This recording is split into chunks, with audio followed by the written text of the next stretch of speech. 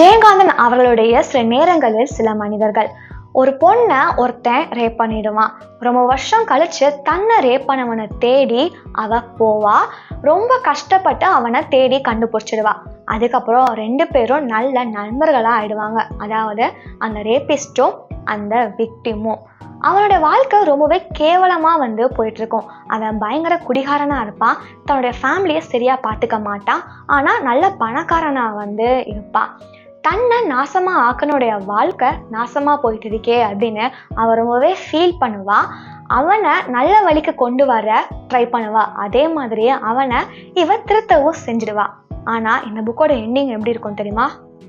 அவ பயங்கர குடிகாரியா மாறிடுவா. அவளுடைய வாழ்க்கை நாசமா போயிட்டு இருக்கும்.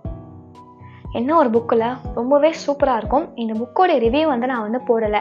ஏன்னா இந்த புக்குக்கு முன்னாடி அக்னி பிரவேசம் அப்படின்னு இன்னொரு பார்ட் இருக்கா. அந்த பார்ட் படிக்காமையும் இந்த புக் ஸ்டாண்டர்டாக தான் படிக்கலாம். பட் நான் அதை முடிச்சுட்டு மொத்தமாக ரிவ்யூ போடலாம் அப்படின்னு இருக்கேன். நான் அந்த புக்கே முடிச்சுட்டு ஒன்றா ரிவ்யூ போடுறேன்.